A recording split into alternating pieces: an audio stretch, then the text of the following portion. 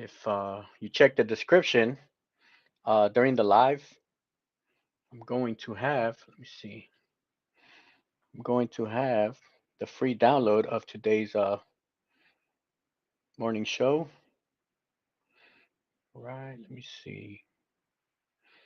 It's not showing anything. All right, as soon as you see me and hear me, let me know. Just, it's not popping up right now. Give me 1 sec. All right, now it looks like I'm good. All right, I can see myself and I can hear myself. All right. Then I just got this new earpiece right here that you can see.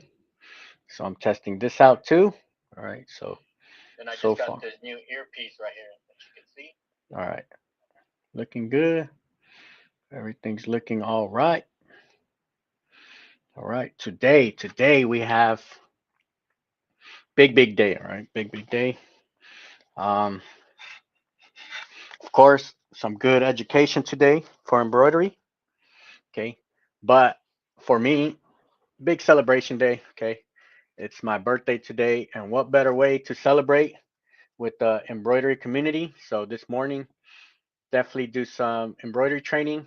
Then later on tonight, it's all about celebrating.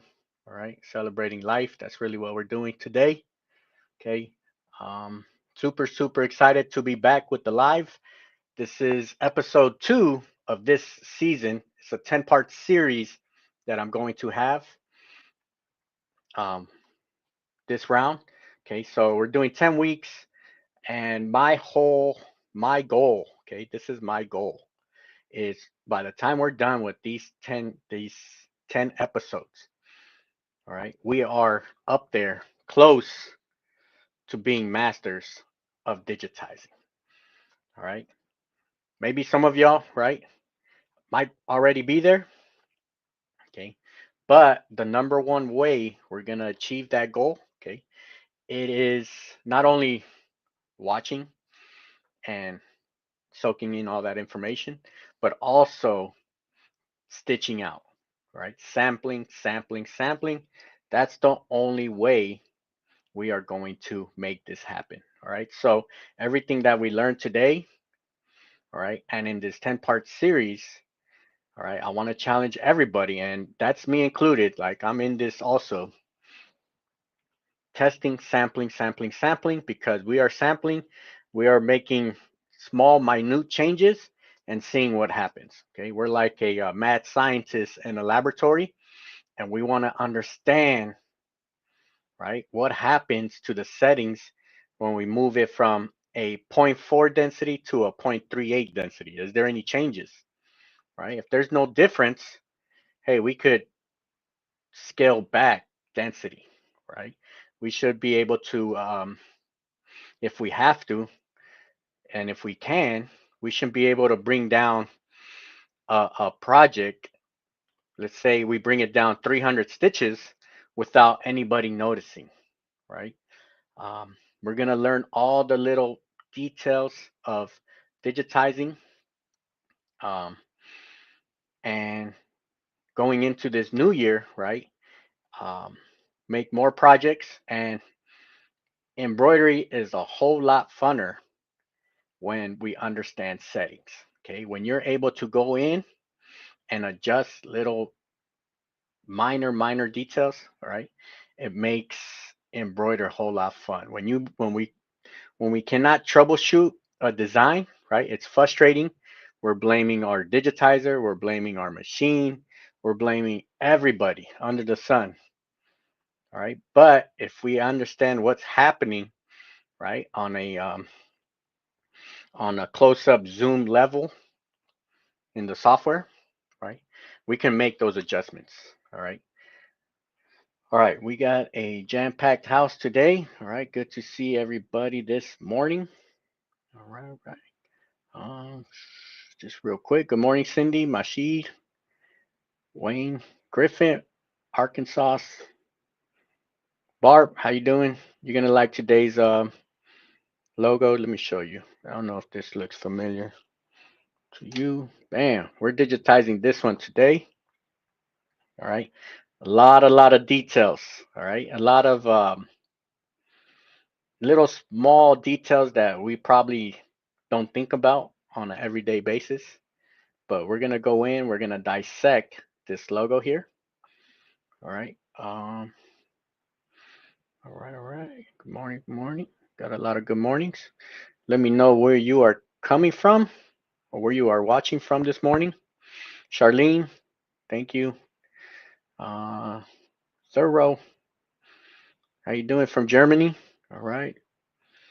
So we're internationally being televised. Israel, how you doing? All right. Got my wife in the chat, Helen. Hey, thanks for the shout out. All Petey, all Pete. All right. C Mills, Sharon, Davenport. Hey. All right. We got everybody. Gail, how you doing? Gail's birthday's on Thursday. All right. It's birthday week slash month. Right. Betty from South Dakota. All right. We got everybody in the house today. East Custom. How you doing, Barbara Maldonado? Hey, Scott. What up? All right. Appreciate everybody coming in this morning, checking in. We got today's the design that the the design that we're digitizing this morning. I have it for download in the description. All right, I'm gonna have it up during the live and maybe a couple hours right after. All right, but that's just kind of like a gift. All right, for coming this morning slash today. All right, I'll probably have it out throughout the day today. All right, so um, reason why I'm putting out the download so you can follow along, so you can also measure, right? Because we're gonna go in there, we're gonna measure stuff, we're gonna see what happens if we do this, what happens if we do that. All right, options, right? Last week, this is like a continuation from last week. Okay, last week I think was one of the most important episodes of all time. Okay, that was the 10-point checklist of digitizing. All right. And I'm saying that's really one of the most important ones because for me, right, of course, you could tweak your own checklist, right? But for me, as long when I'm following that checklist, all right, it keeps me on track.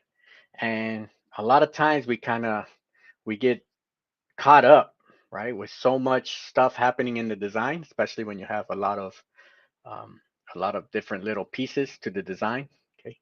But by having a checklist, right, we make sure that everything's on point. All right. And it really makes, because like here, you can see it here on my software, right? I have all these tools right here, right? It can be overwhelming. You might tell yourself, wow, I'm never going to learn all these tools right here, right? But as long as we understand the settings from the 10-point checklist, everything starts making sense. All right. Really, out of all these tools, I probably just use five. All right, five or six that I'm constantly clicking. And really, I don't even have to click on these tools because there's a hotkey to it. So maybe in reality, I could clear all these tools and just have like a blank canvas. Okay. Um, and then today's episode. Okay. So today's episode, the three tools to create logos. All right. The three tools. So out of all these tools and fancy stuff that we have on the digitizing software, really it comes down to three tools that we really use. And these three tools, they can be found in all digitizing software. In all digitizing software. Okay, hold on. Let me rewind that statement again. Okay. Not all three tools can be found in digital. At least one, right? One can be found in all digitizing software. All right. And a lot of times the pricing of software, we already know pricing for software is crazy, right? And I think right now, softwares, they're kind of like they're kind of like finding their place in the market right now. Okay, I feel like right now softwares are doing all crazy stuff because they're trying to follow they're trying to follow the lead of the main softwares. For example, like Adobe, right? Adobe, they have their subscription base, right? Every month, I think I pay like $60 a month to have the Adobe software, right? So a lot of digitizing softwares, they're trying to go that route too, right? I don't know if it's working, right? I don't know if it's working. I'm glad that I bought my software without having to be part of the subscription, right? But we already know how crazy, how pricey software is, all right? Um, but I do think it's worth it because your artwork, right? You could have the best machine in the world, right? You could have the most advanced machine in the world, but if your designs are not at 100, all right, you might as well not even have that machine, right? You might as well go back down to the bottom of the barrel of machines, right, and get that one. To me, I'd rather have a strong software, right? A strong software that I can make adjustments to the designs and then have the latest and greatest machine, right? Instead of having it backwards. So instead of having the best machine and then later down the line have the best software. All right. But if we're if we understand the tools that we have, right? Whatever software you have, even if it's the most entry level software, okay, you can make it happen. All right, you can make it happen. You might need more clicks. You might have to understand what's happening, right? It's just as you go up in price in the tiers of digitizing of the software, all right, there's certain tools that kind of create shortcuts for you, right? Um, and then Gail, appreciate this comment right here. Wilcom is on sale, $700 off. I'm thinking about it. All right. Yeah, I need to get the info for Wilcom. I always get questions about Wilcom software. Uh, I just need to email them and see what's going on over there. Haven't talked to them in a while. All right. Um, but I'm not trying to say go out and buy the most expensive software. But what I'm saying is, whatever software you have, right, you can make it happen. Right, you can make it happen. Um, but I do suggest buying something powerful, something that your digitizer has. Like if you ask your digitizer, hey, what software do you use? Okay, I would want to jump on that one. Okay, and I'm going to show you why today because we're going to be making fine-tuned details, fine-tuned adjustments. All right, and if you're only using DST files, you really can't adjust your files unless you recreate it. Right. All right. Cool, cool. Appreciate all this info on the chat. All right. Israel Wilcom is running around 3,200 with Black Fridays.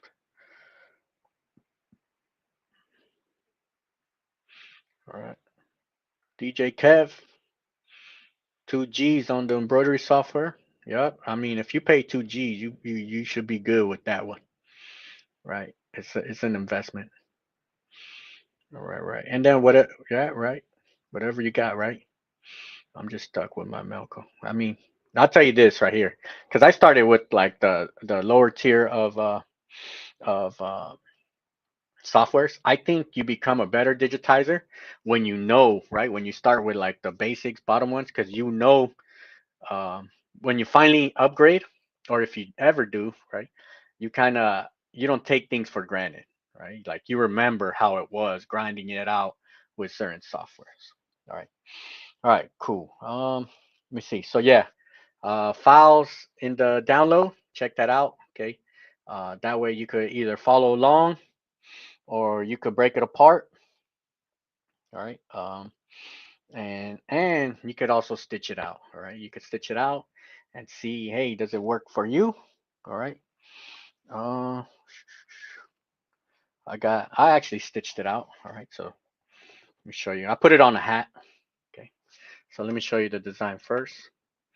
This is the design. Then I did put that big cursor right here, right? So I know usually you guys can't see the cursor, but you can see how I put it hot pink right here. All right. Then put this hat right here. All right. Let's see if you guys can see it. All right. So a lot of details. See, when you see the final product, try and get you different angles.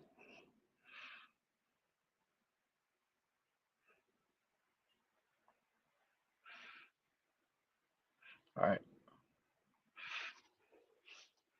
Cool. So it's a known good, right? Anytime you stitch something out, I always call it a known good when I stitch it out and it comes out all good. All right, it's a known good. Now, let's say sometimes, right, a digitizer might send me a file, and maybe it was good on their side, but different machines, different tension, different tensions, different garment, different backing, little small variables might make adjustments. So on their end or somebody else's end might be perfect, and on your end it might not be perfect, right? So in those situations, all right, that's what we're going to talk about too. That's what we're going to talk about today also. All right. Uh, bam, bam. All right, cool. Y'all ready to get started? All right, y'all ready to get this party started? All right. All right. Hey, T-Town, how you doing? All right. See a lot of familiar faces in the house. JLC Crafts. All right. Maryland in the house. All right, all right, all right, all right. Let's get started. KSG from the Philippines. All right, see you. We officially international today. All right. ZSO Creative. Appreciate the birthday wish. All right. All right. And then Cindy, appreciate this comment or note. So today, instead of having the notes, all right, the DST file, I have the EMB file. So I have three files. I have the EMB that you could go in and actually make adjustments. All right. I have the DST file, which is stitch ready, right? I wouldn't recommend trying to make adjustments on the DST. It could be a headache. All right. It'll be like a 6,300 nodes pop out. All right. And then I have the PS file. So that's probably we'll take that as the note page for today. All right. Um, but I was thinking about doing making a PDF with the notes, but I mean time is always against us. Us, right? As embroiderers, we never have enough time in the day. All right. But hey, Maracas embroidery. All right. You have Design Shop 12. All right. Cool, cool. Yep. Really, it's just go. Any software, the more you play with it, right? The more you mess with it, the more you break it, fix it, right? Karen Blair, how you doing? Anaheim in the house. All right, just down a couple miles from where I'm at. Marisa. All right, cool. Let's get started. All right. All right. Make sure my software is good to go. All right. And if you have any questions, all right, make sure you drop it down here. I'm gonna keep like one eye in the comments and one eye in the software. Actually, I got comments on both sides. Bam, right here, digitizing. All right, I think I got like a good setup right now. All right, my setup is looking good right now. This is what my third year going live. Okay, so I'm kind of like pretty much got my setup pretty good right here. All right, all right. Let's see. I think we're looking good in the software. All right, bam, bam. All right, so today's episode, right, is called Digitizing 102. So this is the second class of this series, the 3 tools to create logos. All right, so really, let's talk about logos, right? Hold on, let me go back to my bad for that. All right, let's talk about logos. All right, uh, to me, logos, the more simple a logo is, or the more simple your logos, right, that you have in your catalog, companies that you work with, right?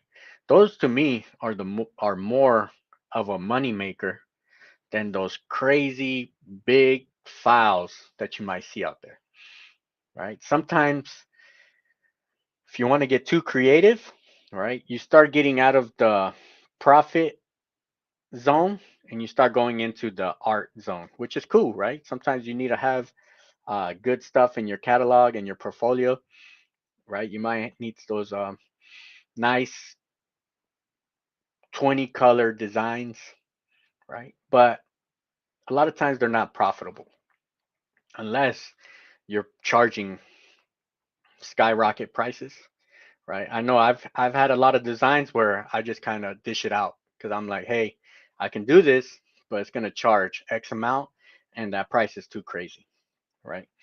Um, me personally, I prefer simple corporate logos. Sports logos are usually pretty basic, okay? And when you're digitizing, right, whole lot simpler to do corporate logos, sports logos. Uh, it looks a whole lot better, right? Because you don't have so much crazy stuff happening. All right. So that would be my advice to anybody is if you're trying to find companies to work with or a genre or a certain niche to work with, right? Work with companies that have nice, clean, easy to read logos. All right. All right. So, such as this one here, right? So since last week when I brought this one up, okay, um, this one I like it because there's so much stuff happening, right? So let's kind of get a good view of this. Let me bring it up so you can see it good. All right. So on our 10-point checklist of digitizing, right? Number one, let's see who remembers what number one is, the parameter, right? Setting your parameter.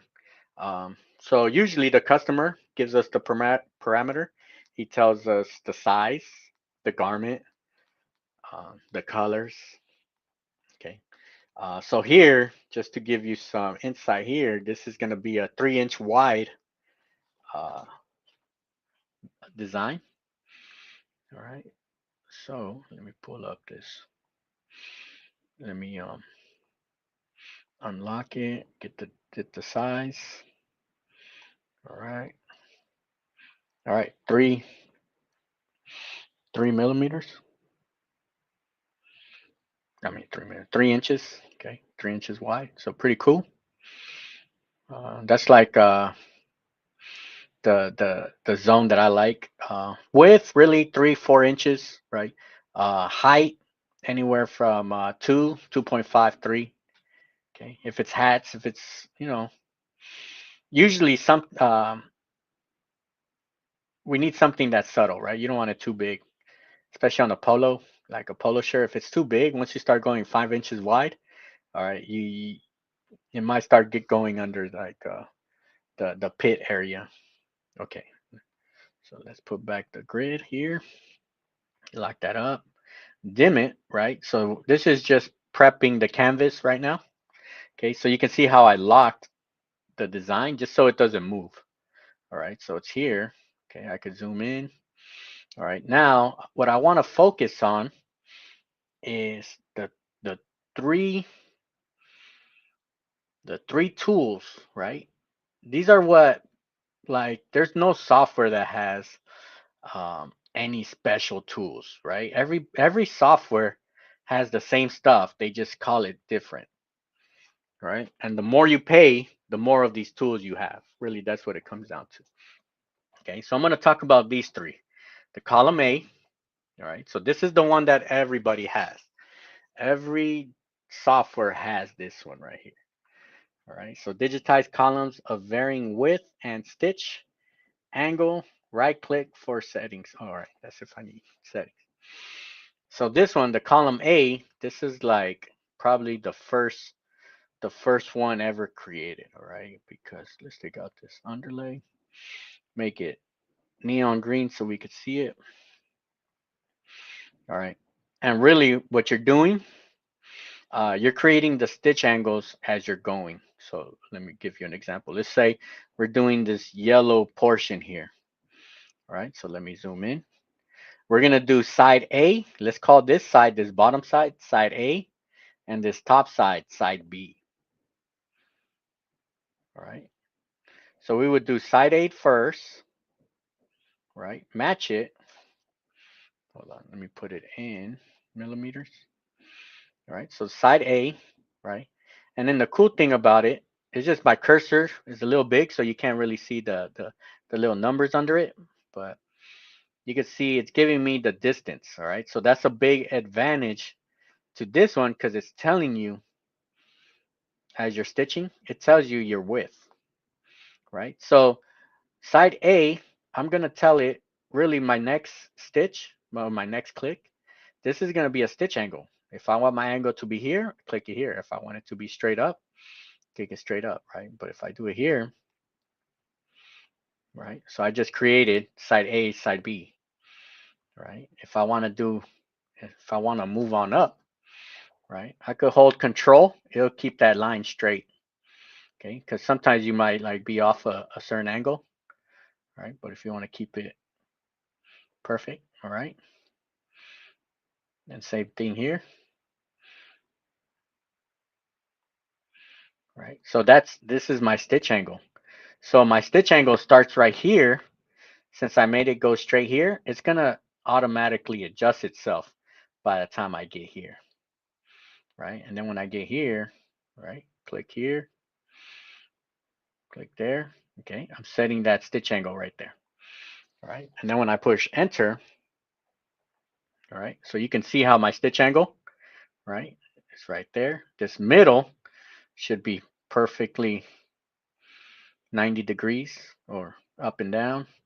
And then here is back up. All right, so this one here, column A, probably the most popular um, tool of all digitizing software. All right, so real useful, right? All these are useful in certain situations.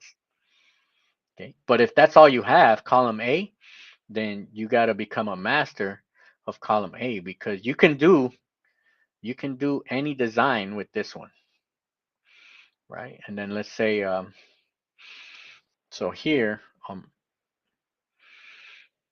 the reshape, so letter H on my hotkey, when I select it, I could actually move or I could change.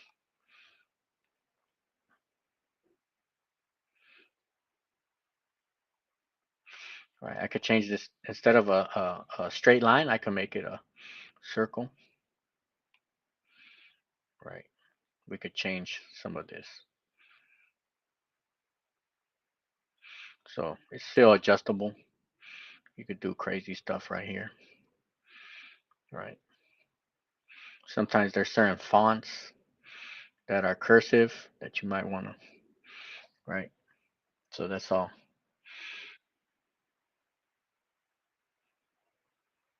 All right.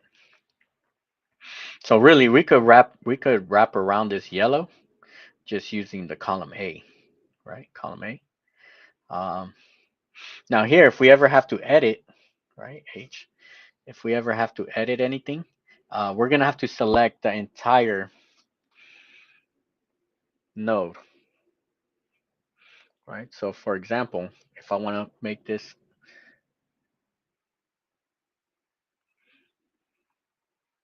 select this, right? So you can see how I selected the nodes.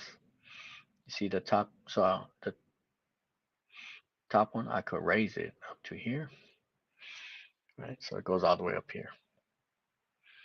Okay, so if you do want to make adjustments, you either got to select each node individually, right? right? Which sometimes it could be good, all right? But other times you might need a different um, tool, all right? And then if anybody has any questions on that, right? Very basic, right? Very basic. Um, delete, right? So if I were to, since these are all straights, right? It would make this design pretty easy um, using this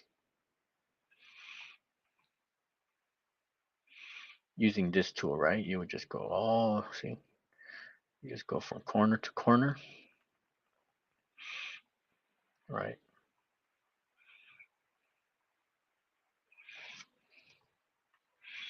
All right, easy. All right, makes sense, right? Pretty straightforward. And then let's select it, H. If we got to make any adjustments, we just select it by the nodes. Okay, so you could add nodes, right? We could add nodes. We could put this one here, right? Sometimes you might get a certain corner that's acting weird. All right, sometimes you just got to add a node, right? And then make like a little pool. Sometimes we can't explain why something's pushing or pulling in certain areas. So we gotta add extra pool in certain areas. All right, so that's how we would do it. Okay, all right.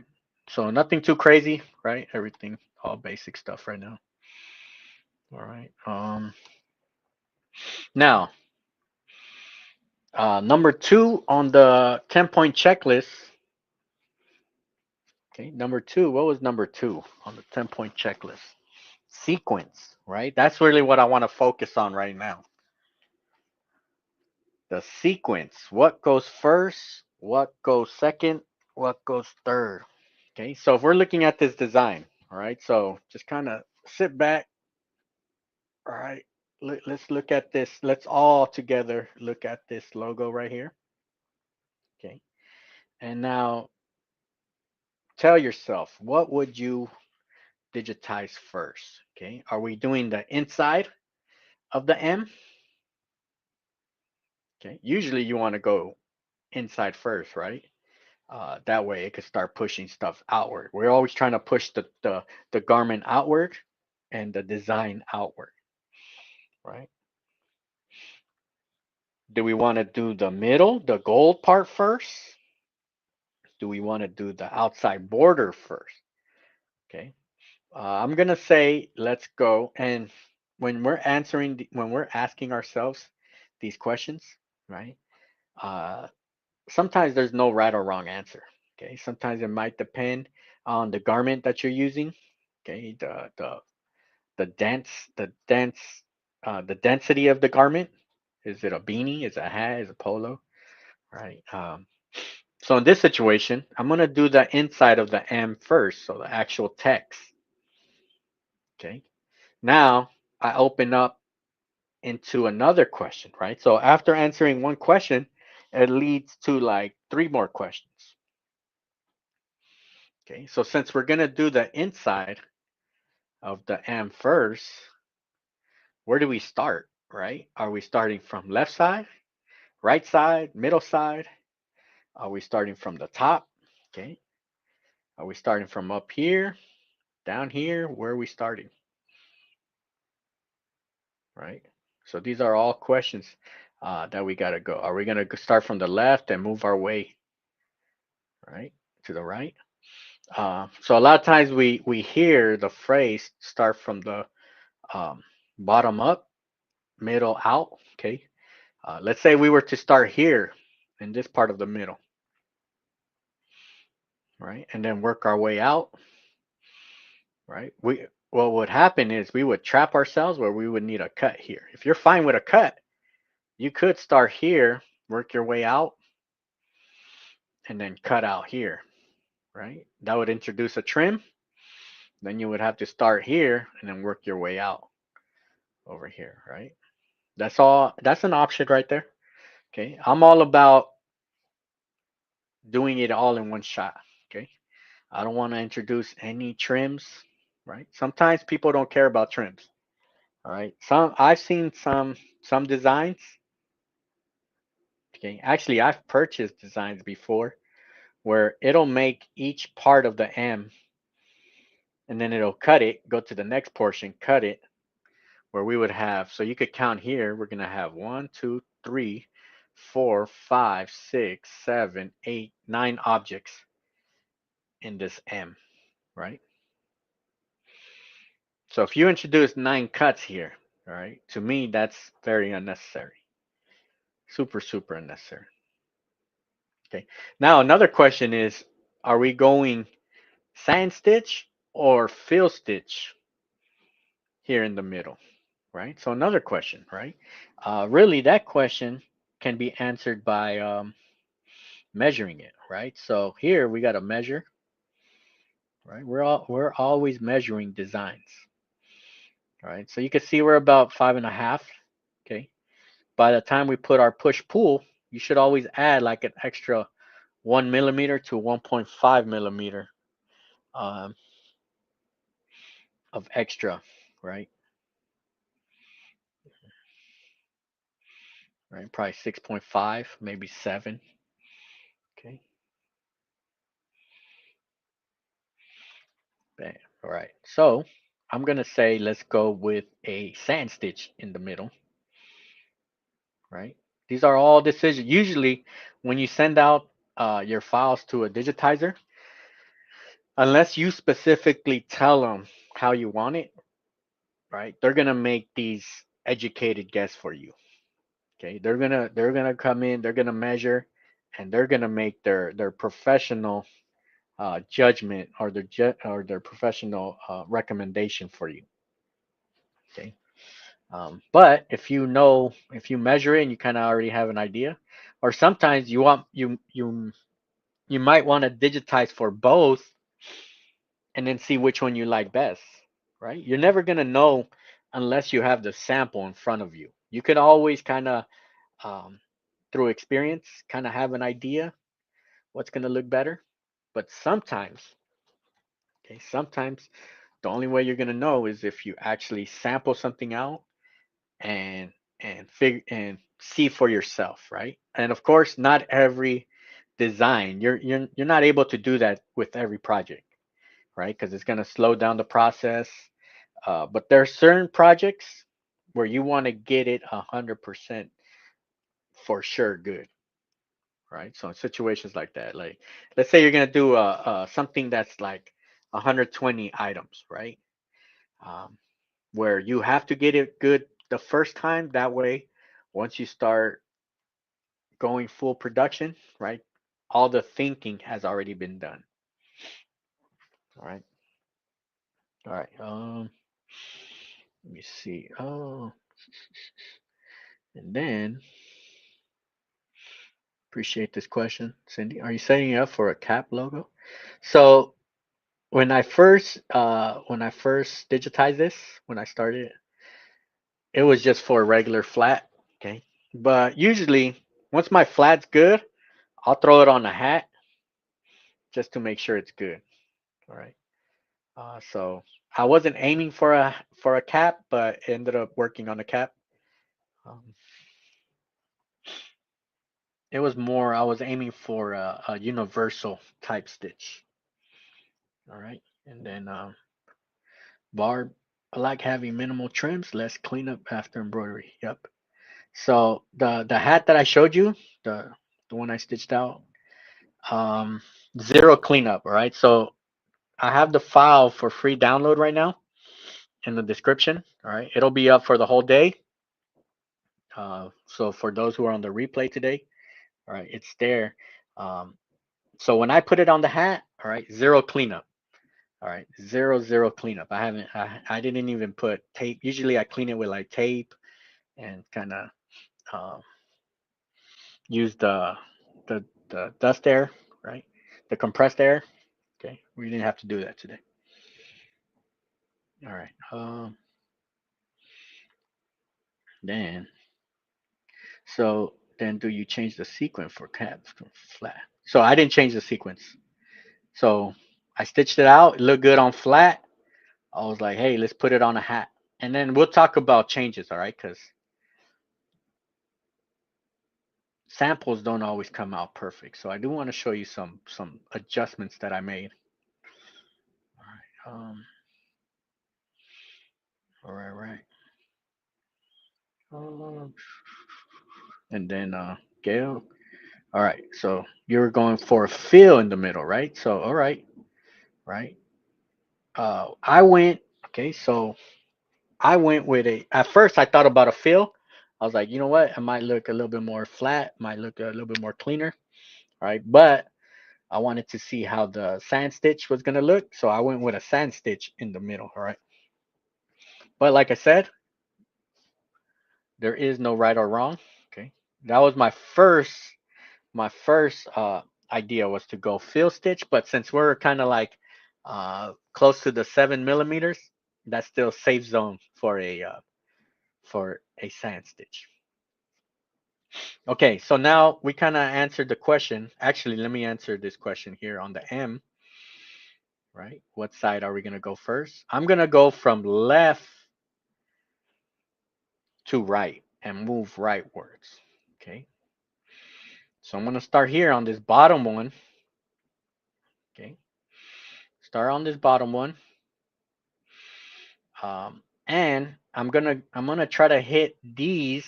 So these we'll call them rectangles. All right, these rectangles. All right, and I'll tell you why I want to go with these first. Okay, so I'm going for this bottom one first, top rectangle second, and then I'm gonna do this leg. Right, travel down, do this bottom rectangle. Right, do this leg right here, walk. Okay, walk up here, do this rectangle.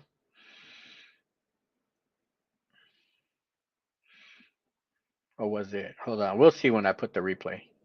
Actually, I think yeah, I think it's yeah. But then walk down here and then do this leg last.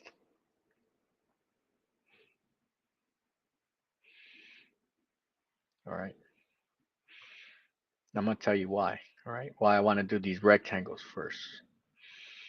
All right. Now let's answer the next question. So let's say once I get these done. All right. We're right now we're like in the number 2 in the 10-point checklist, right? Is the sequence. I kind of want to get an idea of what I want to go. Okay. Then my next question is for my next stitch, do I do the gold or should I do the outside sand stitch, right?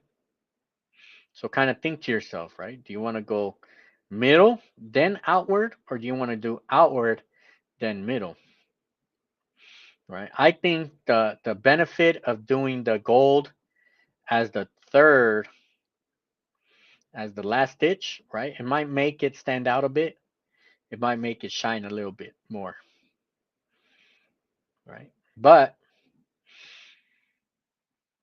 by putting it out in order, by putting the M first, the gold second, and then the border last, all right, keeps everything in shape, keeps it'll line everything up, all right? Now, there's only one way, right? So let me go back to my. So there's when you're asking these questions, right? A lot of it is by through experience, right? You might answer yourself through experience stuff that you've done before. So that's why the more you sample, the more you stitch, the more your brain collects all that information. The more we can make these judgment calls. But sometimes we don't know what's better unless it's in front of us, right? Unless we stitch both out, and then we're like, we kind of decide, all right, which one's better, this one or that one? All right. So uh, I like to find projects that I know I'm gonna. It's like long term, right? Long term projects that I can have the time to spend and really get down these decisions, right? Make these decisions correctly.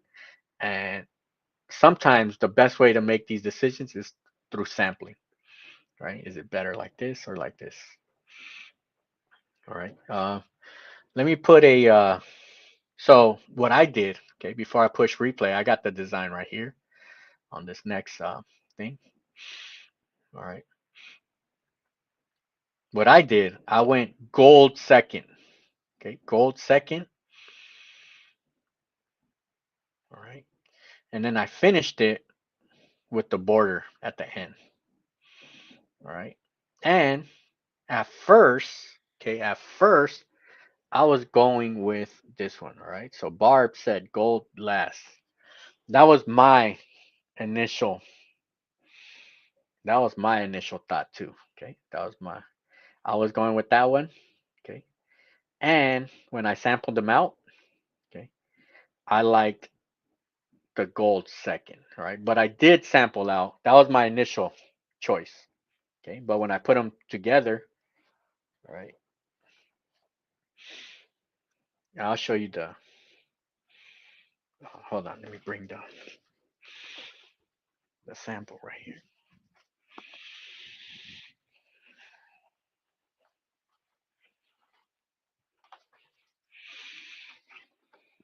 Bam. So did a little sample, right? So gold second, gold third, right? So really to the normal non-embroiderer, they would never know the difference. Okay, they wouldn't even know what they're looking at of differences, right? So not too much of a difference, right? But us as embroiderers, we're like our worst critic, right? We're not even our worst critic, we are our toughest critic. So there's certain things that we see that other people don't see. So that's why I went with the gold second. Okay. All right. Let's go back to.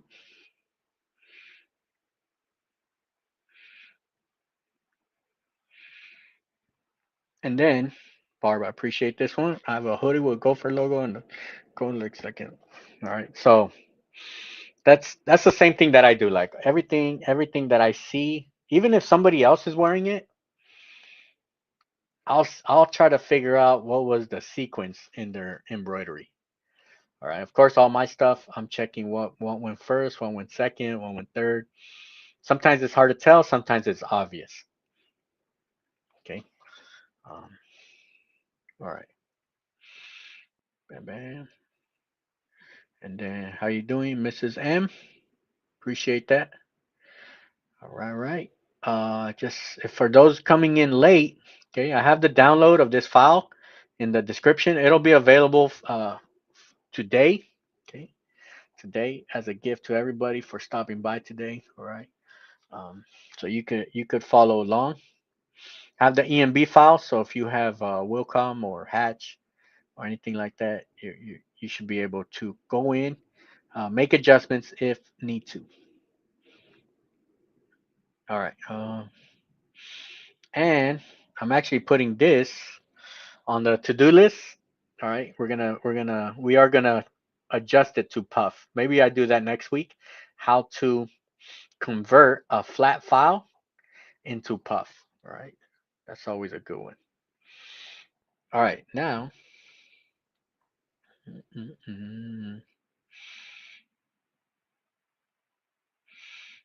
All right. Then I have stitched the sample on my. All right. Let me know how it looks.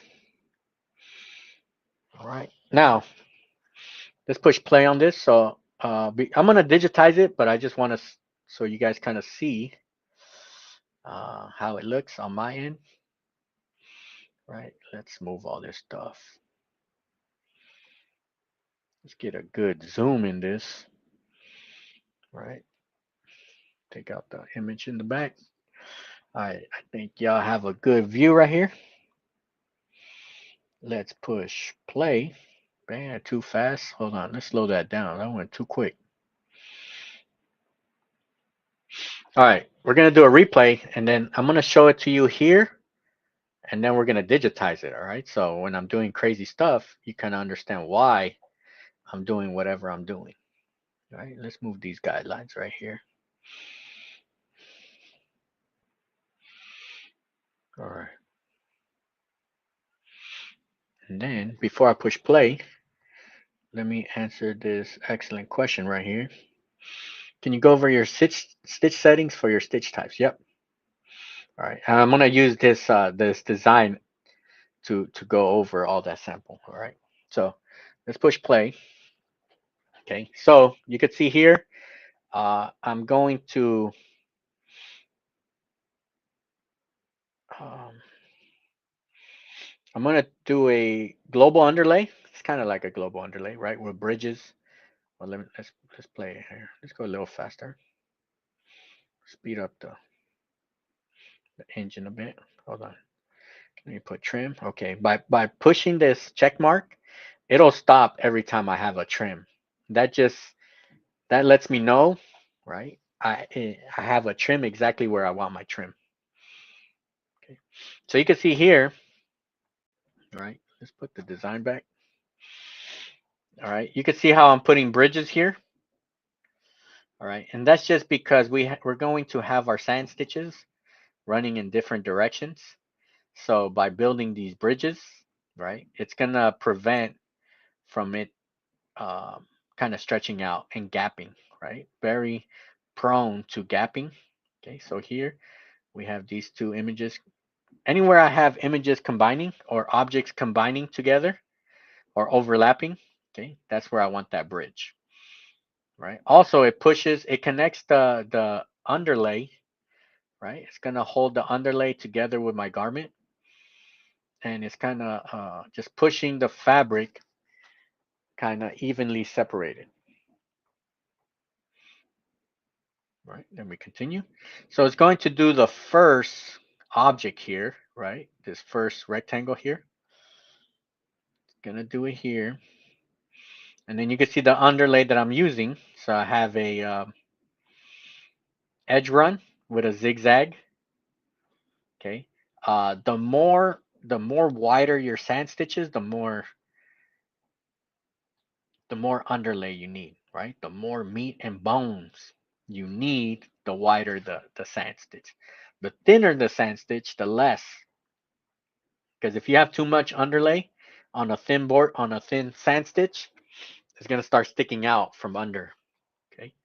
And vice versa, if you have little bit of underlay on a wide sand stitch, you're gonna see right through it. So we definitely don't want to show right through. Okay. So it's gonna do this first rectangle. Okay. And then it's gonna walk to the top. Okay. You can see how I walk. Now I'm gonna do this one here. Okay. The reason why I didn't do that first leg next, right? Now it's gonna do this leg here, right?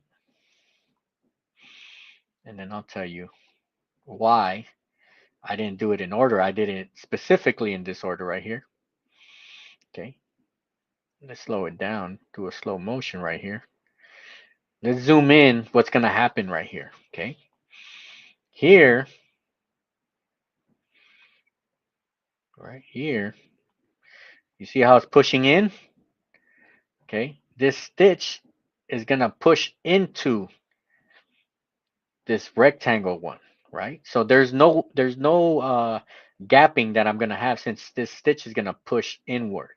If I were to do the other way around, where this rectangle went afterwards, okay, these stitches would have pulled the bottom stitches, right? There would have been a gap here if I would have gone rectangle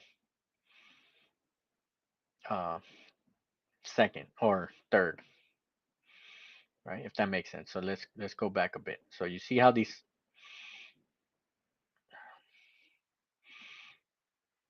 stitches are pushing in, sand stitch pushing in, all right? No gap because it's pushing towards that one. So same thing here. So that's the reason why I want to do these rectangles first, okay? so it won't gap right there. So it's gonna, okay, it's gonna create this. Same thing. So these sand stitches is pushing outward, right? So minimizes gaps. Okay, right there. So here it's pushing into this rectangle one, right? So no gapping. Okay, same thing here. Okay. And how do I know that?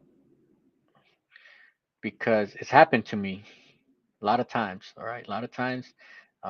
Try to figure out why am I getting gaps, and it's because if you have the stitches pulling, right, it's gonna create a gap. But if it's pushing inward, right here, it's gonna push, bam, push, and move. All right, if that makes sense. And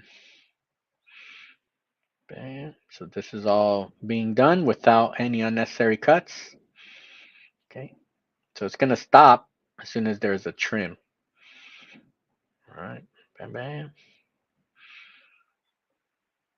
bam. Then I have my cut right here. It's telling me I want my cut right here. All right, which is fine. I'm cool with keeping the cut right here. All right. Um, all right. So far, so good, right? So next, I'm going to go with my gold. All right. I'm gonna go with my gold. With my gold, let's see if it shows right here. Um, you could see on my right hand side, it's showing that I'm using the C, column C, okay, which we're going to talk about the column C, all right, which is a fix stitch. So we're doing the underlay first, all right, underlay, bam, it's going to go around. Then I'm going to do, so I did a center underlay first, now it's doing a zigzag underlay, okay, so it's going around. And then once it gets here, now it starts the stitch. Okay, so you can see how it's going around. We get enough coverage, right? Because if we don't get enough coverage, there'll be gaps. So you can see how we definitely have enough. And then we'll measure how much of the overlap there is, right? Bam. So enough overlap, enough underlay. Okay, bam.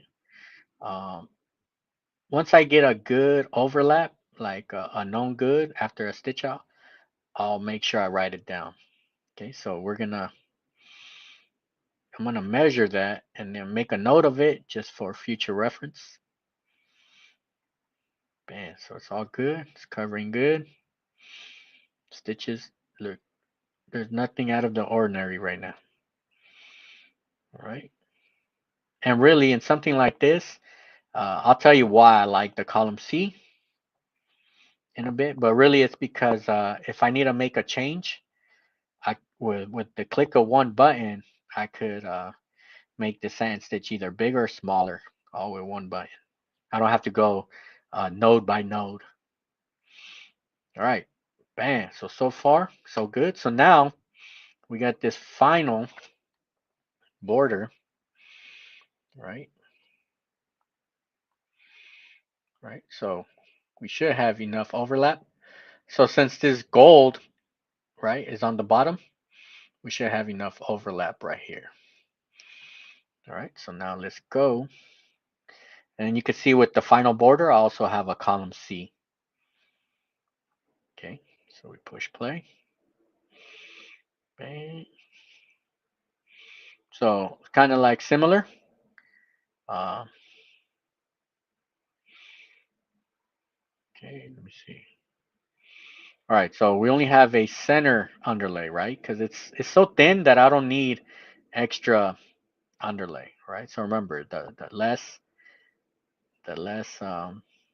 thinner the sand stitch, the less underlay you need, right? Because if we start adding a lot of underlay, it'll start sticking out, right? The sand stitch isn't going to be able to cover it, right? So you could see how enough overlap. And there is no, I wouldn't say there's like a exact formula of how much overlap you need, especially the thing with this design, we're moving in all directions, right? It's not like a simple square or a simple shape, right? You could see we're moving left, right, left, right, all over the place, right? This thing is traveling around, okay? And sometimes stitches, they kind of have a mind of their own. Sometimes you can't explain why something is pushing or pulling more on one side, right? Um, but for the most part, it should come out good. Bam. All right, and then that was it, 6,300 stitches.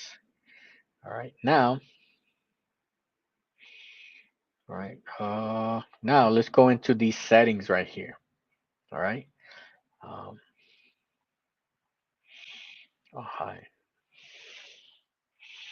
We'll go one by one. Okay, hide others. All right, let's start with this one first, right? This was our running stitch. Okay, really, you just want to know where do you want to start, where do you want to end, right? This is the bridge. So wherever we have connectors is where we're adding this bridge. Okay. If you see in your design that you're getting gapping in certain areas, you might want to add some more bridging to that area. Okay. Um, so let's go to object list. All right. Really nothing, just whatever the software has it, 2.25 stitch value. Variable run, the reason why you need this clicked on, so you can see minimum length, it's not going to go less than zero point 0.8, right? Of course, we don't want to go below zero point 0.8. Uh, you can potentially start getting needle breaks once you start going too small on your runs. That's just so when it's going to make a turn like this, anything less than, it won't do anything less than zero point 0.8, right? Um, and then cord cap is more for like circles. Okay, we're not really worried too much about cord gap right here, but this is a safe one. You don't want to mess with cord gap unless you know what you're doing, right? But I've never messed with cord gap ever. All right. All right. So you can see how I start on my right. I'm gonna travel and I'm gonna end on my left, H. So you can see where I end right here, right? Reason why I end here, because this is where my first object is gonna be. Okay, that's why I ended here. All right, now let's analyze this part. Unhide, hide others, bam, right?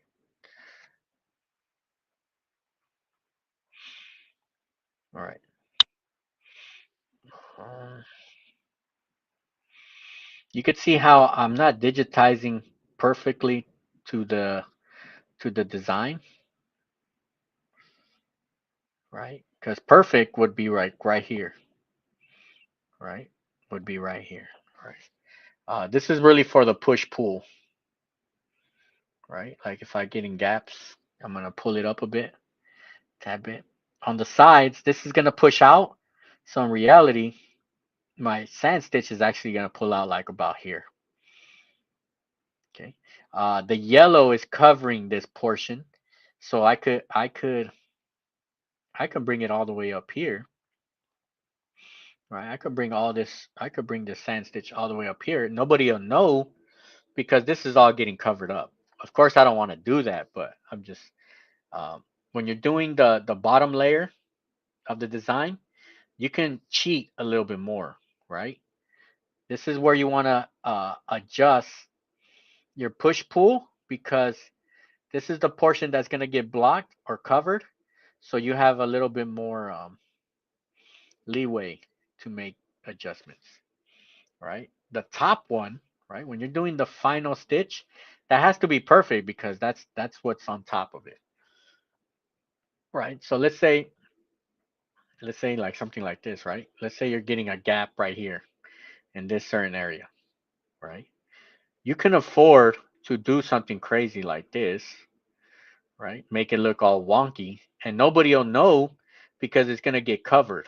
right? You would only do that if something crazy is happening there, right? If like a gapping is happening there, right? That's just like a random example. But what I'm saying is, since this is the bottom part of the design or of the stitch out, right?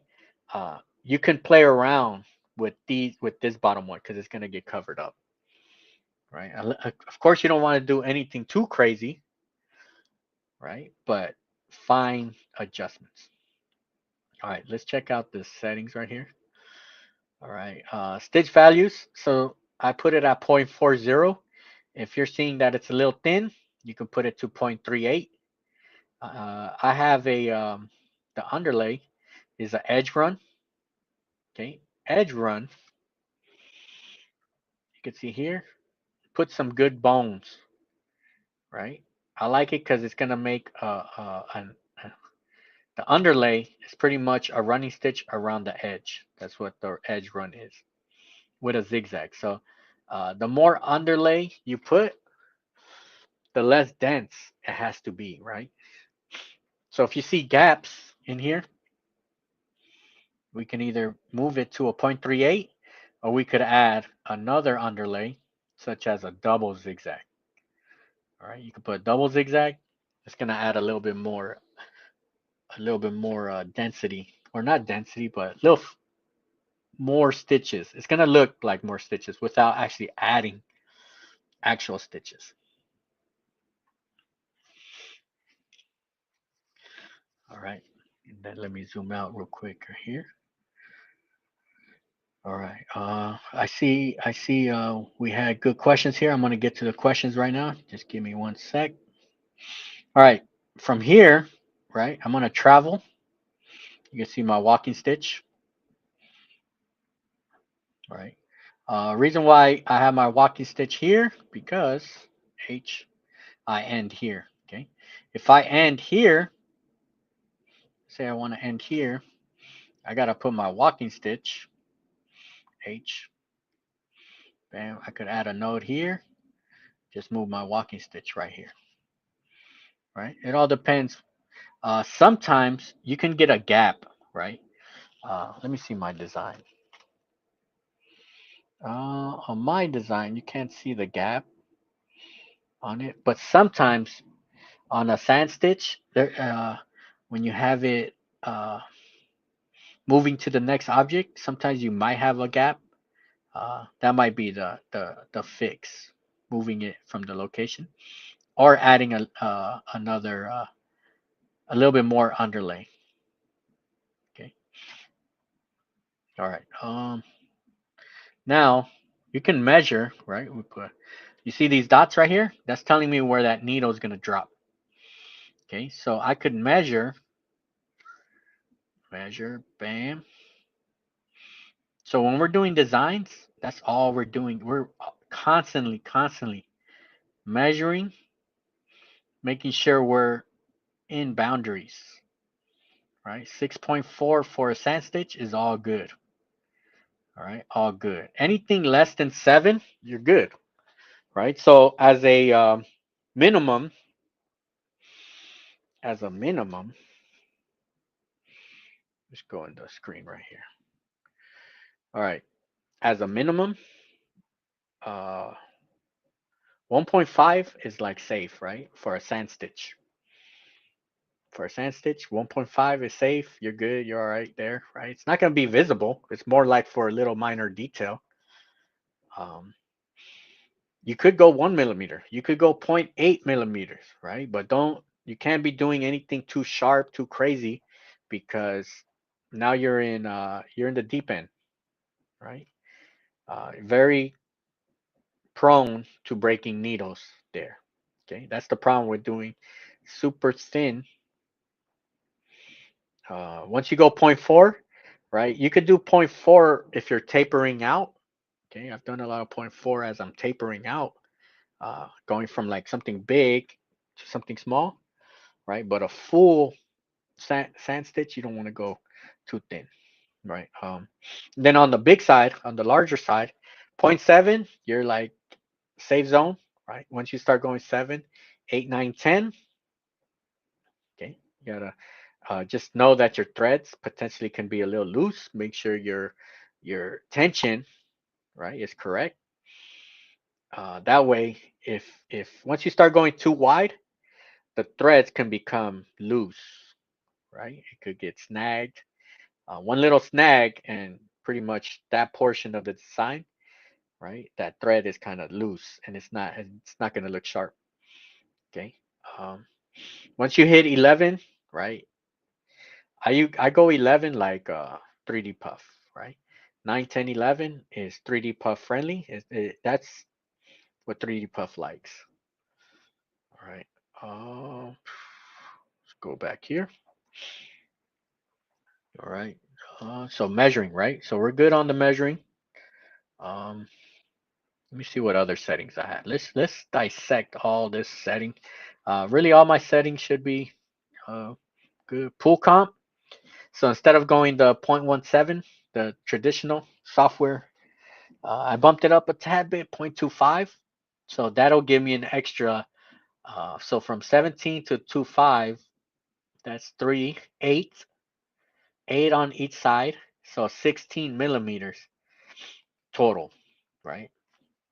Top to bottom. So if I take this off, what that's saying is, if I take this off, it would have dropped down right here, right? So it just gave me that extra umph, all right?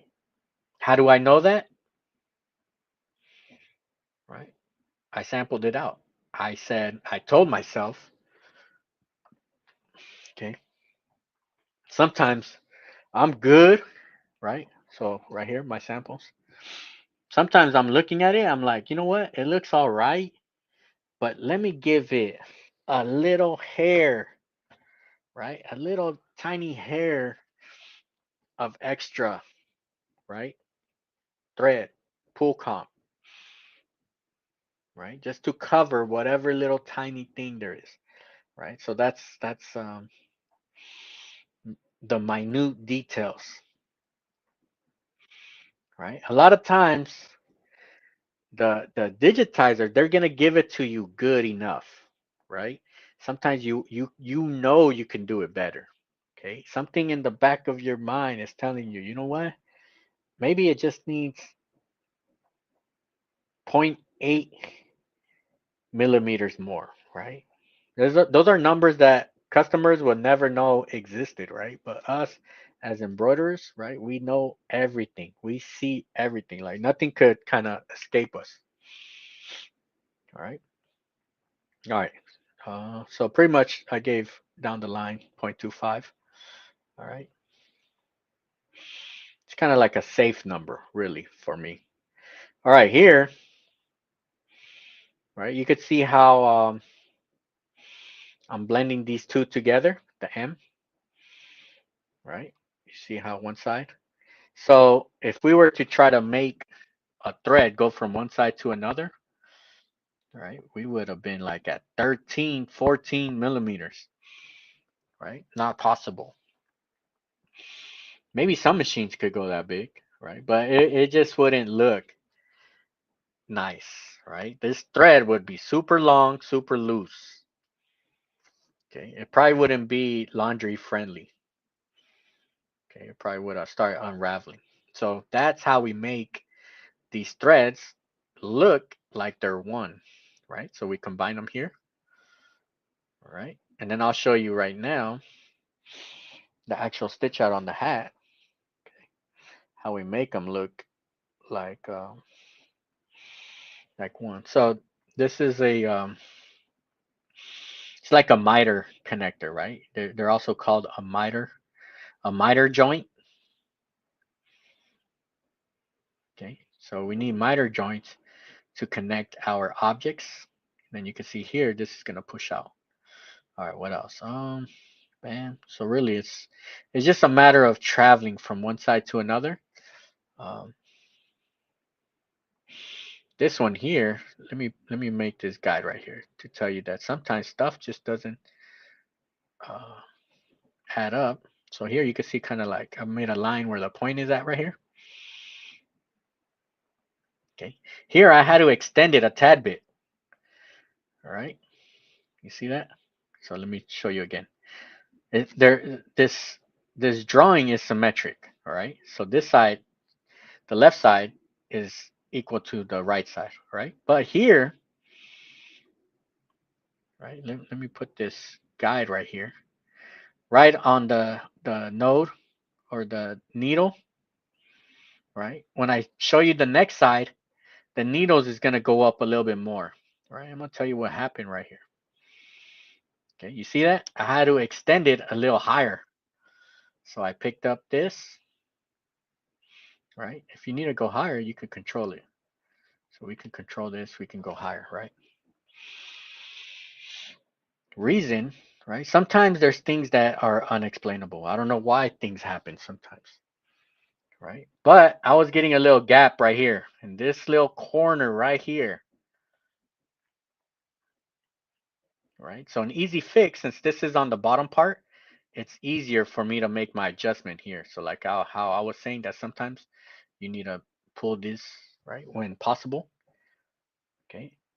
It's better to do it on the bottom part that's going to get covered, all right? So let me show you the hat again, right? Stitched it out today. All right, let me show you. All right, bam. All right. So, um, so here, right? What I'm looking at right here, I'm like super zoomed in, right? You're super zoomed in, with the lights hitting it real good. So we're looking for, um, trying to see if I have my pointer. All right, but what I want to focus on, yeah, right here. Okay, here, no gap, right? So I close the gap and I'm about to show you the hat. I gotta move it because sometimes it looks like it's a gap, but it's just the light. All right. So really, the hat that I just showed you, that was hat number 2. I actually have hat number 1 came out like 98%. All right, 98% or 95%. All right, bam. Let's see if you can see that gap right there.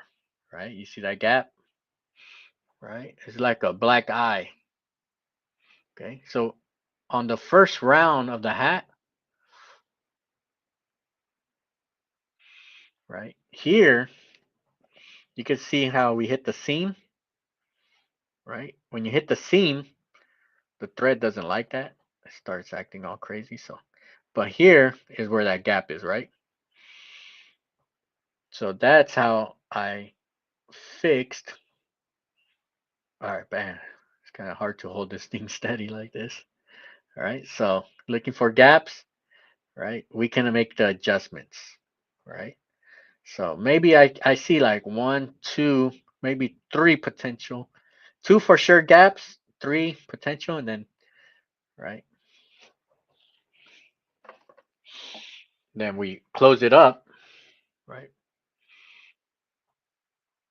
Bam, closed it up. Okay, all good, right?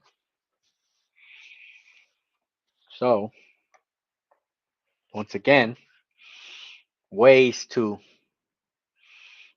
fix the gap, because let's say you're working with a digitizer, right? And now let's say there's a project that's due, you need to make that little tiny adjustment, but now you got to wait a day or two for that adjustment to come back. And sometimes it's just a matter of, this is how I fix that gap. It's just a matter of lifting this up. Bam. Problem solved, right? Sometimes that's the that's all we need to fix the little error that's in the design, right? And it's a huge black eye, right? That gaps is like our worst enemy in embroidery, right? I know it is for me. That's like the biggest thing where I'm already expecting, right? I send it out to the digitizer, sends it back.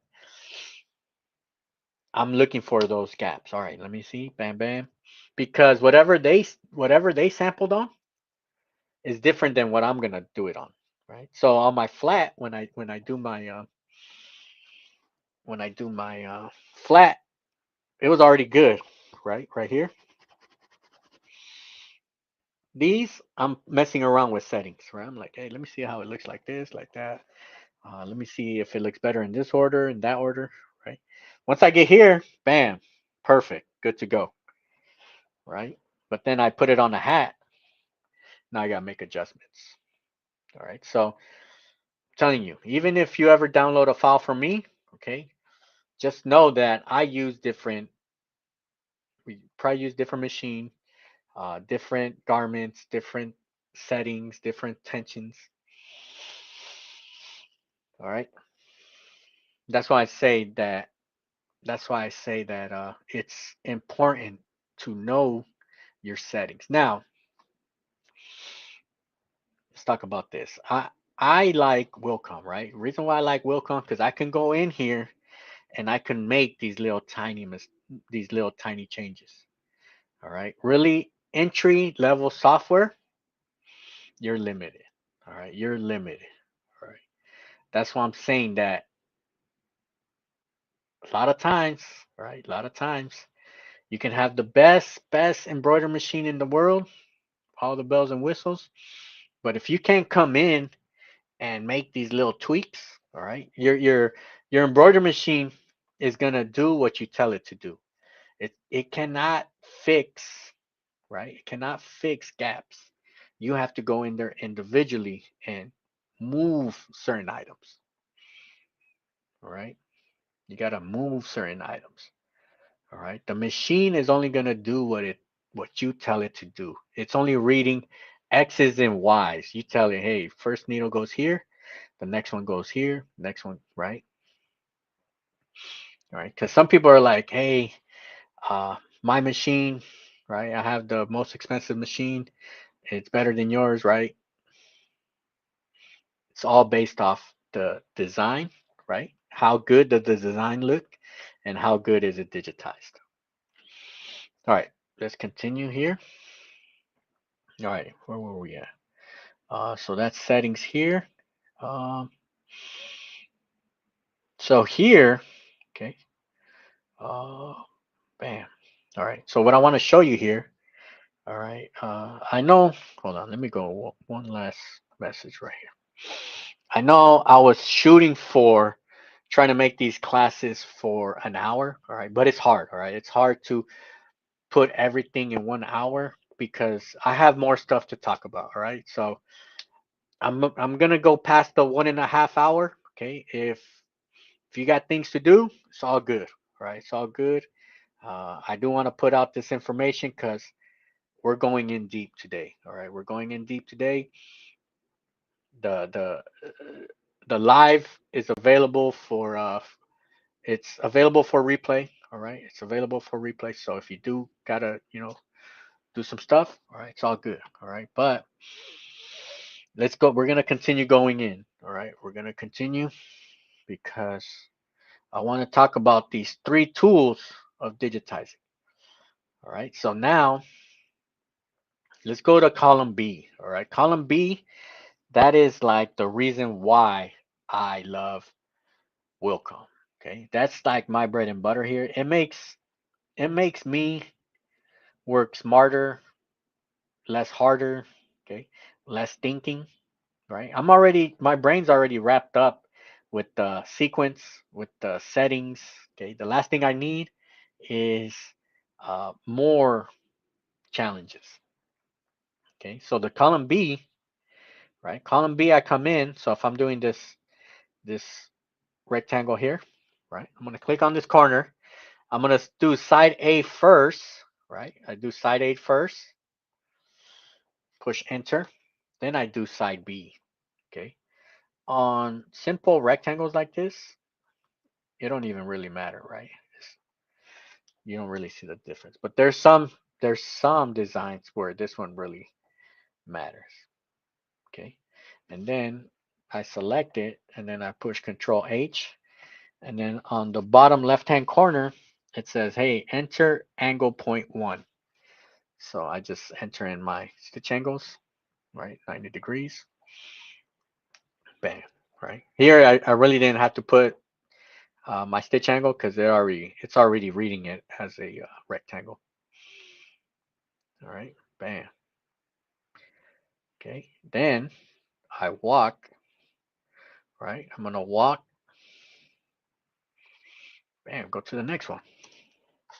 Okay, I could select this, just copy this, right? Copy, paste, right? Bam. Then by using these, you could just make it the way you want it, right? Bam. Okay, bam. And then that's good right here, right? At the very end, so like I'll select these three. I'm gonna sequence it. So I know I want to go here first, walk second, third, right? That's good. Put that sequence there.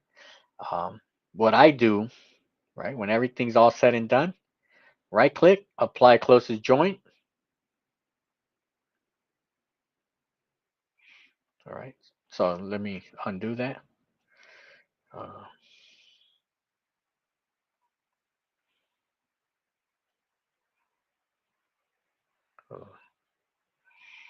it's doing it. A lot of it's doing it automatic, but select that because you can see my cuts. I have a cut here. I have a cut here. H. Let me move this start stop, right? Introduce the cut here. But when I select these, put apply closest joint, right? It's gonna remove that cut. Because it's gonna say, hey, instead of stopping here, I'm gonna stop here just so I don't have to cut and move. All right, bam. But anyways, H. It's telling me to stop here because I haven't put the next stitch. But anyways, now let's talk about this one, this leg right here, right?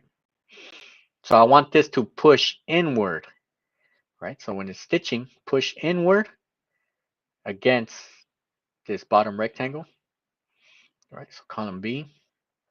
Doesn't really matter where you start. So I go here, bam. Okay, then I push enter. Now it wants me to do the bottom side. Right, it's gonna push right here. And then kind of go past a bit, right? This is where we're going to do our blending with the next leg, right? T. All right, you see this little thing right here, right? We don't want this stuff right here.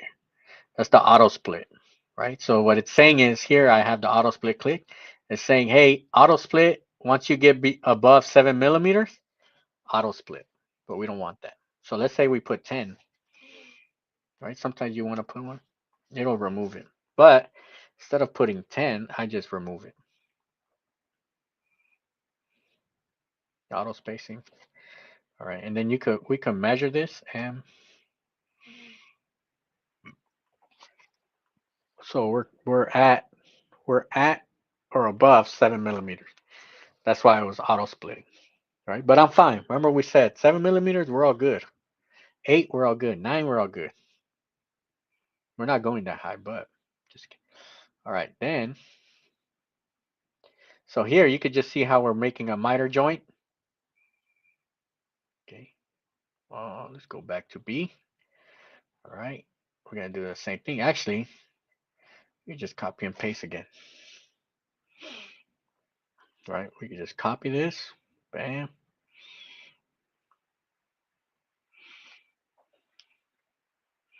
Just make it look nice and pretty. It's just a square or a rectangle. So, you know. Bam. So I'm using just column B's. This one. Make this. So we want that overlap, right? When we're doing this miter joint. And I want to talk about this stitch angle that I'm doing. All right. Notice that my stitch angles, so I kind of want to have it here, go down here. All right. Bam. All the way up here. So what I do want to point out, check out my stitch angles.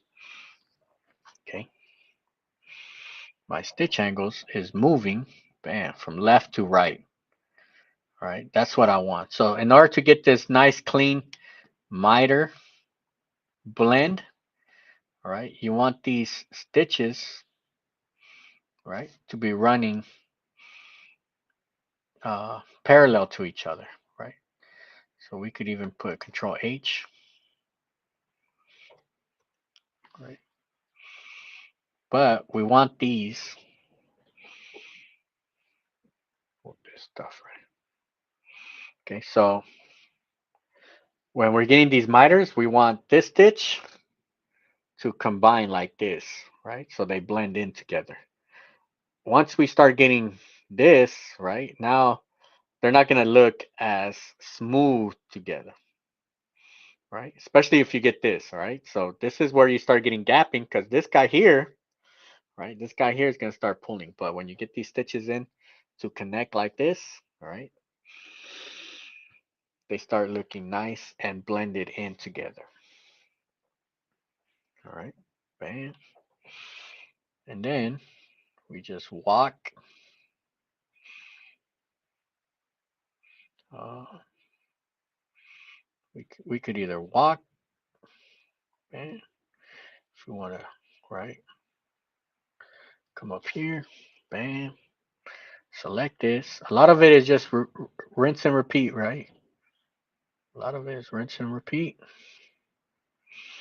You could grab one side, push shift, and then it'll pull both sides together in. All right, but you still got to pull more right here. All right, bam, we got that. All right. Usually I just digitize each side together, but I could probably duplicate, reflect. Uh, Hold on, I moved my reflection. Where did I move my reflection? Reshape? No, not reshape. Oh, all right, whatever. Reshape. It's one of these, but let me see. Um,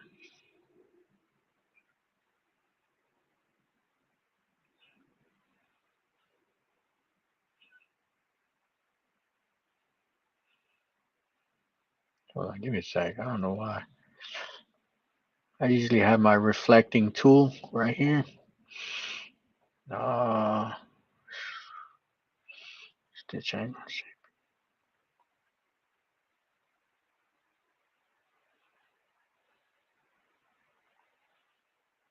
Uh, why am I tripping right now? All right. Menu, edit, travel, style.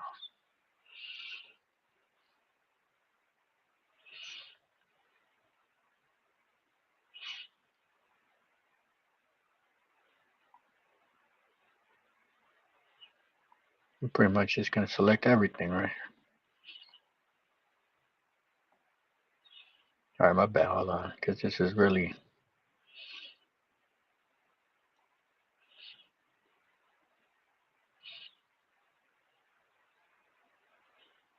Soon, travel. Oh, transform.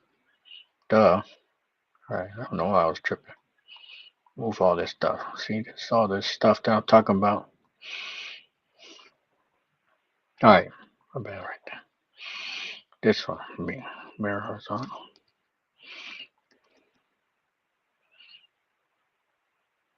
Right, in theory, this should be able to. All right. So you see this ugly stuff happening right there? That's because we have that auto split. Bam. All right. All right, so that's how we get it. And then at the very end, right? At the very end, when everything's sequenced, good to go. Okay, we would put apply closest joint. Right, and bam.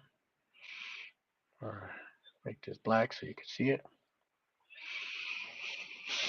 All right, now let's talk about, so that's the B, column B. Okay, so we talked about the column A, column B, and then let's finish with this column C. So that's what I use for the gold and the outside. All right, let me just copy this one. Hide all. Let me copy this. All right, cool thing about, let's hide this, hide. Cool thing about column C, right? Column C, digitize columns or borders of fixed width. So what I like to do, I just trace on the line, right? So I'll trace on the line. You could trace it through the middle if you're trying to find a, but I think the perfect way to do it is on the line. So let's go column C. We can add, we can put the width, really, we can measure it. And you can see here, 1.45. Pretty thin, right? Real thin here. We could put 2. Okay, let's see what I put in this one. This one I have it at 2.25, right? Just to do that overlap. And so because we're going to need overlap on both sides, on the inside and on the outside. Okay, if you try to put it exactly the size of this, okay, if we were going to go here and we were to put 1.5, we're definitely going to get gaps. Okay, so I like this. I like this design because it's pretty challenging. Okay, there's a lot of areas very easy to gap in this one because we have an inside, a middle, and an outside, and they all have to be working together, like in harmony, overlapping each other. And we can't do anything crazy, or else you have something covering more on one side than on another side. All right. Then all right, appreciate that. Ramona Control 1. Yeah. There's some hotkeys that I usually have it here in the front ready to use. But yeah, that one's kind of all right. Um bam. Let's see. I gotta go back to a lot of these questions. We do have a lot of good questions. Um let me see. Cindy, I got lost. Column B for the fill and column A for the border. So when I did column A, I showed column A as a example, but I didn't really use column A for the borders. I'm using column C for both the gold and the outside border. Okay. All right. I'm gonna get back to these questions so I could finish this column C right here. All right. But I do appreciate all these excellent questions that are here. All right. So we can right here, I'll put 2.25. That's the width I want to go. Put 2.25. Right. And then you can see this circle. It's telling me how that's the width that I just put. Right. Because if I put 5 millimeters, that circle gets bigger. Right. That circle got real big right here. Right. So that's the cool thing about this one. It gives you like a little bubble to show you. Right. So I'll show you the reason why I can get away with this digitizing the sides. Right. So I would just click from corner to corner. Right. All right. All right. And then bam, right? We're just clicking corner to corner. There's no round edges or anything in this design. So everything is just regular left click, right? And it's just bam, click, click, click. A lot of clicking, right? Um, and then if you do sample this out, just let me know how it came out and what garment or fabric did you use. All right.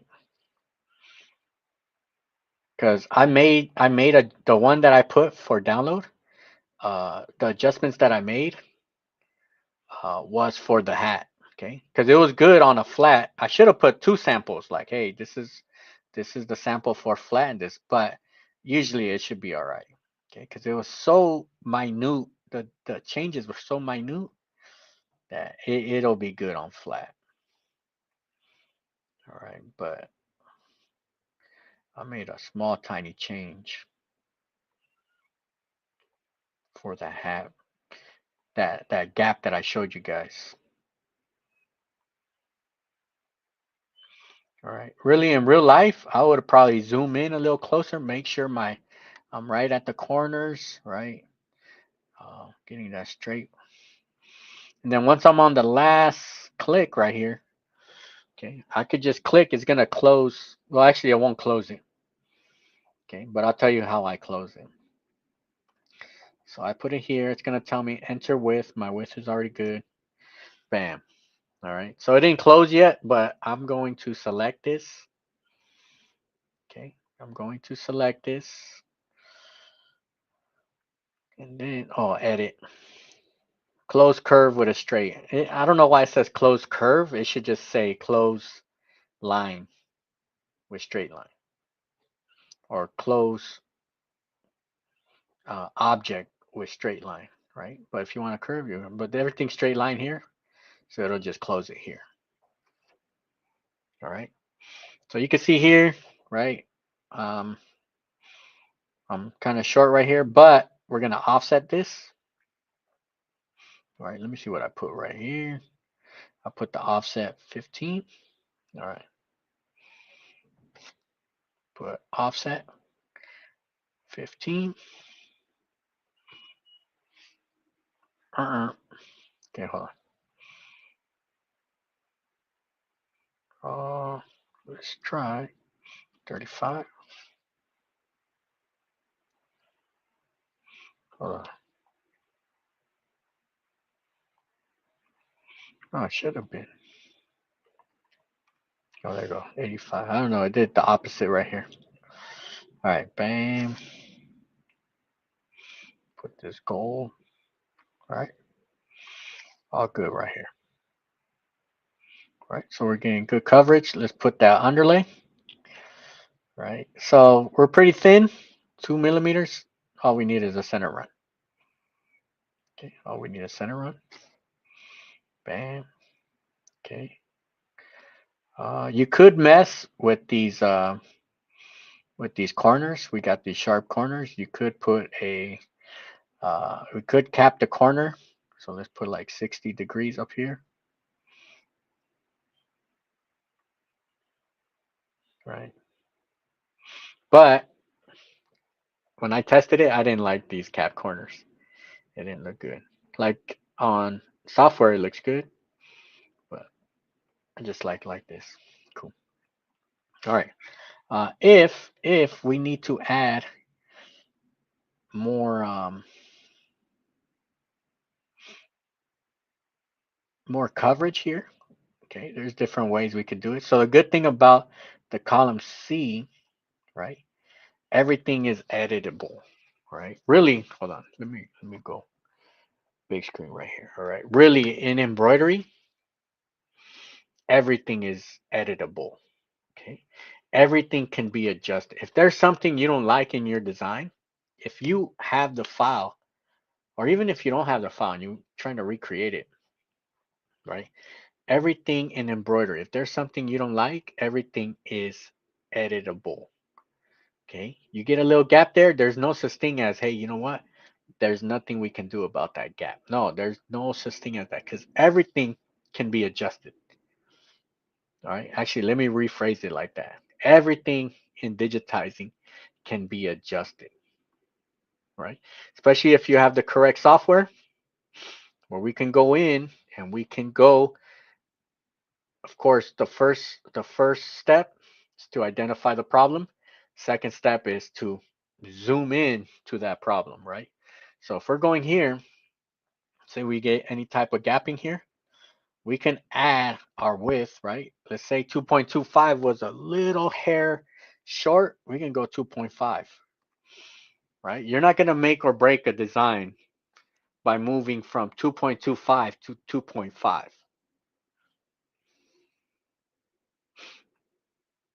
All right. Um,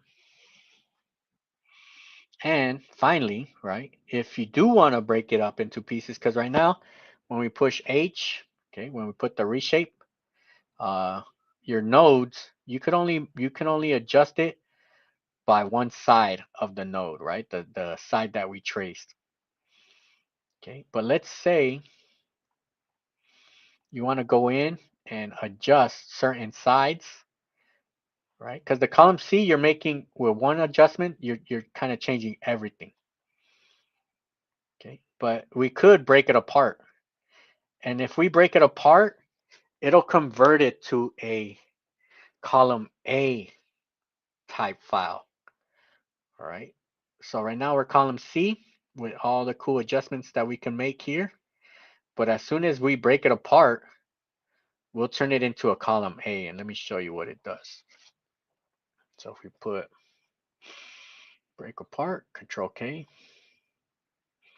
All right. So you can see here on the right side, the object stitch type, it just changed it to a column A. And what that means, let's make this black so you can see it. H, right? Now instead of just adjusting it from one side, right? I can make individual changes, right? So if I need to change this, I could just change this right here, right? Where before in the column C, you could change everything all in one shot, like the whole object.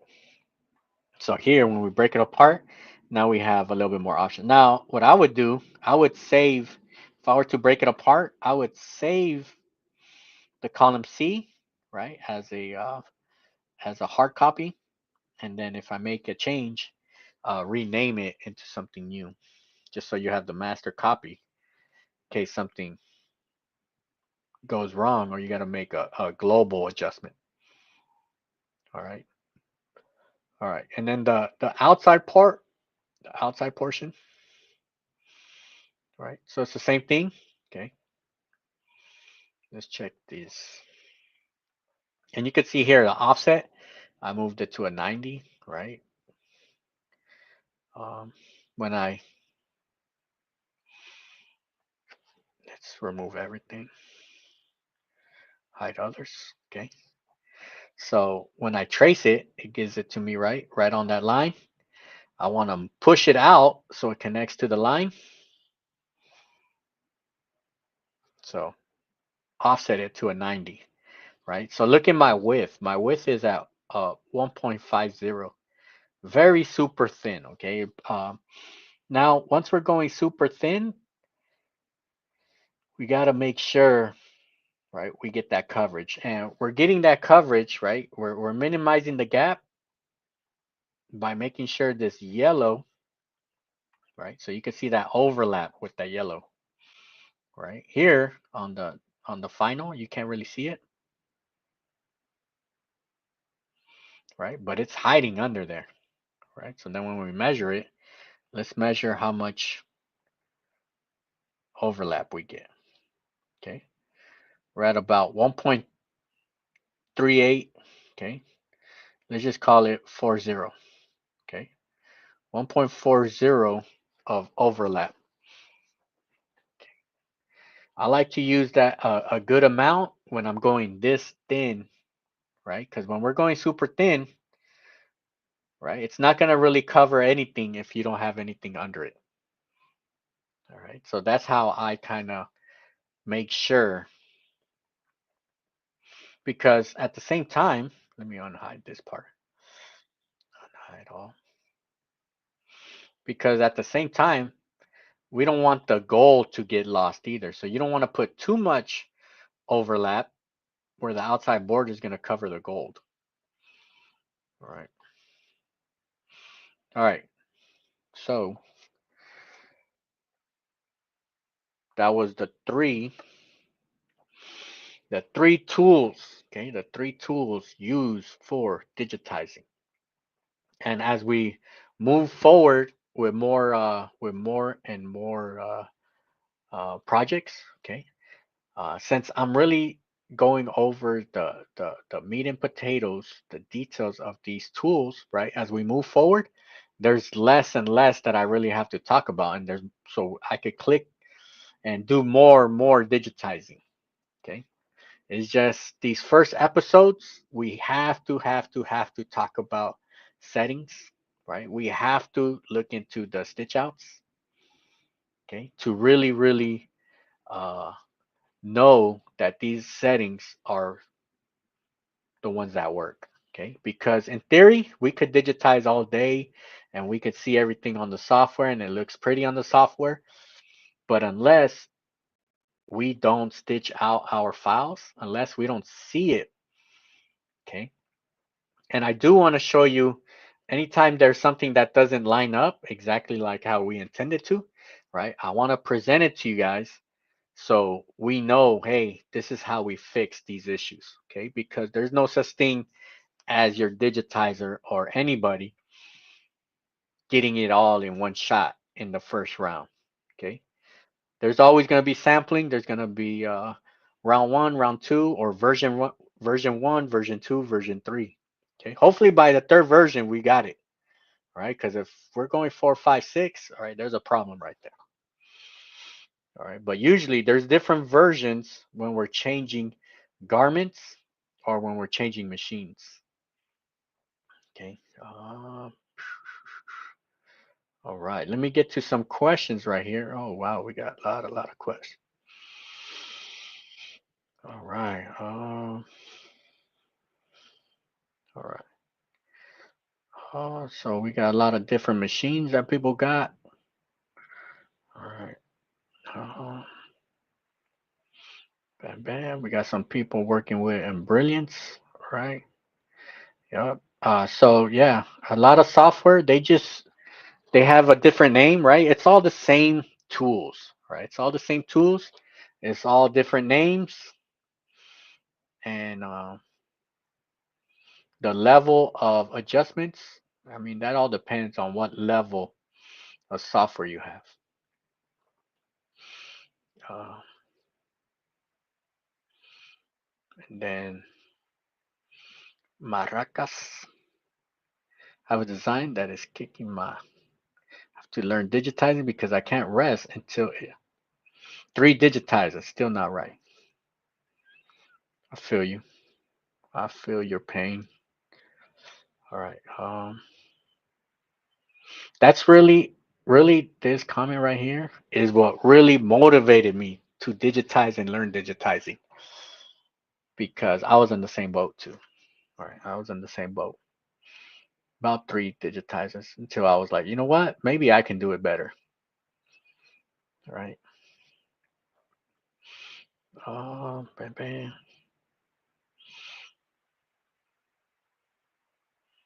And then,